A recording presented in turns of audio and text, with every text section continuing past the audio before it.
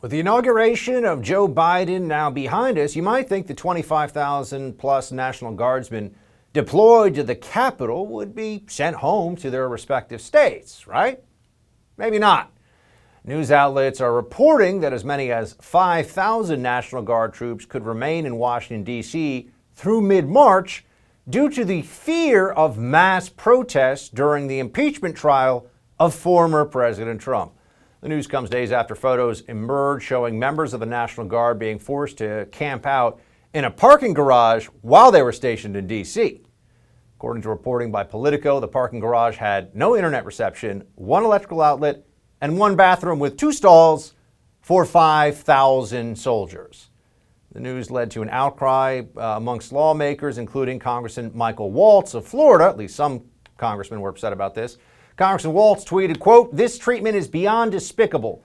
While these service members are away from their families, we should be working to accommodate them, not force them out into the cold. We need answers." Well, joining us now is Congressman Michael Waltz of Florida, also a veteran of the special operations community. Congressman, thanks so much for joining. I just wanted to let you respond to what Senate Majority Leader Chuck Schumer said about this issue. Play it. Now, Mr. President, it came to our attention last night that members of the National Guard, after standing on duty to protect the Capitol for Inauguration Day, keeping us safe, were sleeping in parking garages and cramped quarters without proper space or ventilation.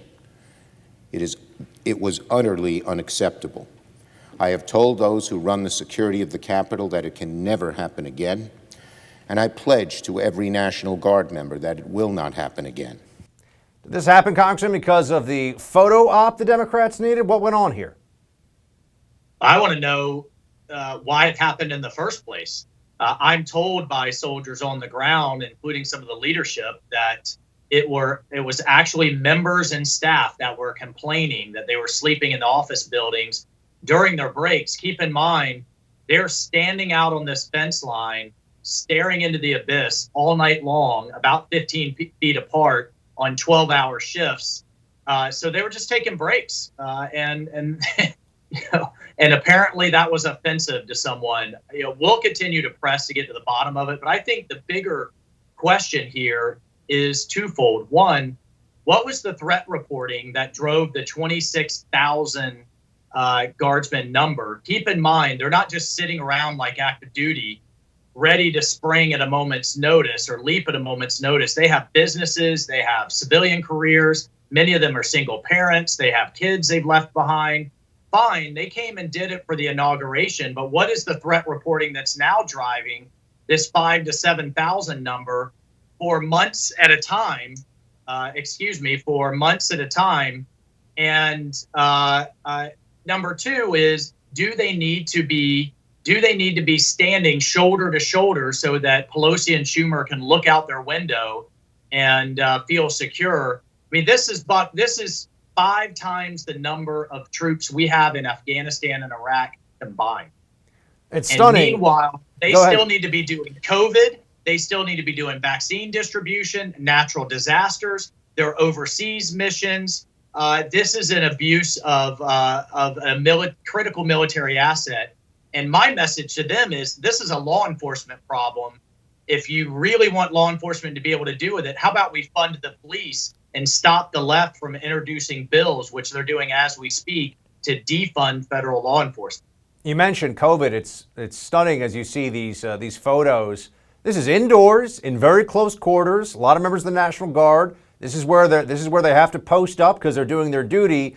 And these are actually situations, these are photos we're showing of how you do get COVID spread. Indoors, close quarters, long periods of time. But we've seen, it's almost like magic, Congressman, that when the Democrats have a need to ignore the risk of COVID, whether it's Gavin Newsom having dinner with a dozen buddies indoors in California or any number of other high-profile circumstances, BLM gathering together by the thousands and thousands in hundreds of cities, the COVID risk magically disappears for a few minutes, although now we're actually hearing that some of the members of the Guard may have been exposed and gotten it from this duty.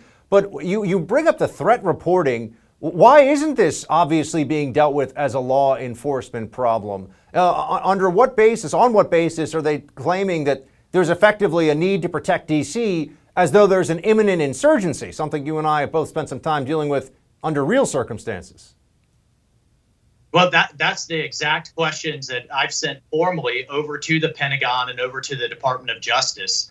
I've requested a briefing. Show me this reporting. Doctrinally, tactically, you need, from an offensive standpoint, then they would have to show threat reporting for 3 times the number that you have in defense. It's typically a 3-to-1 ratio.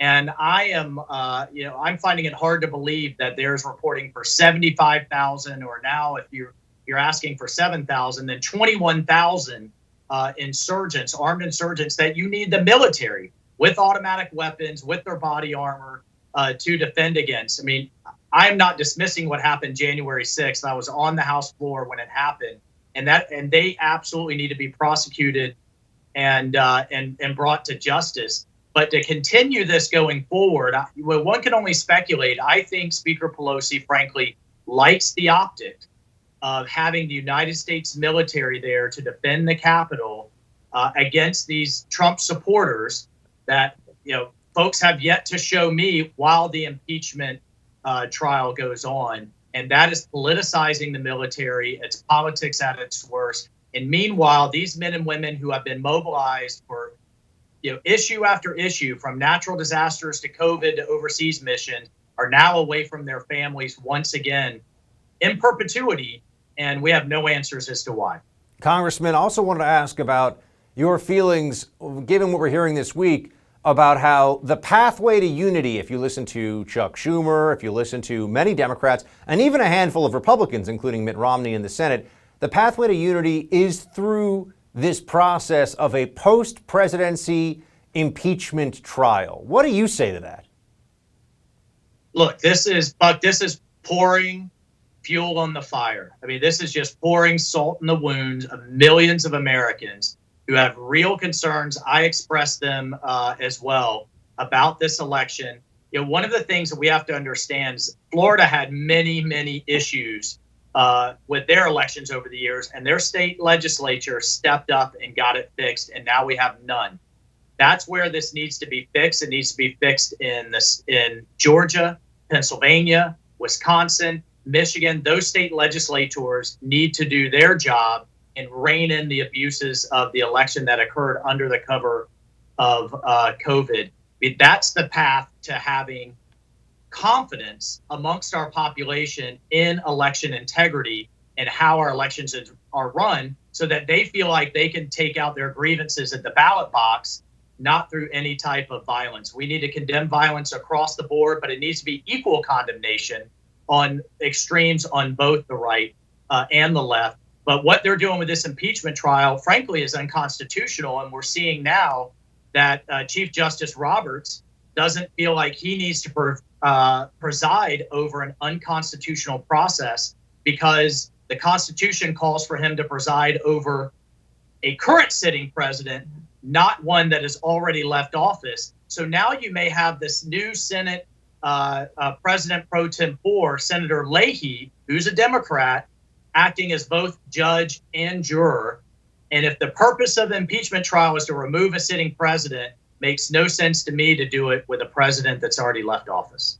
Congressman Waltz, thanks so much, sir. Appreciate you joining us.